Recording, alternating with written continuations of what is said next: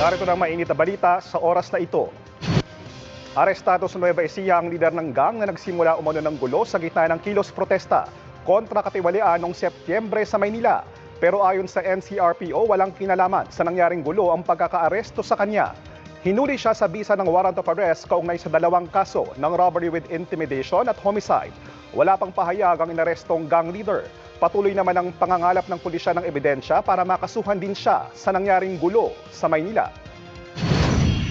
Pinatututukan ng Department of Transportation sa Manila International Airport Authority o MIAA ang investigasyon ng New NAIA Infra Corporation kaugnay ng bumagsak na kisame sa NAIA Terminal 1 kahapon.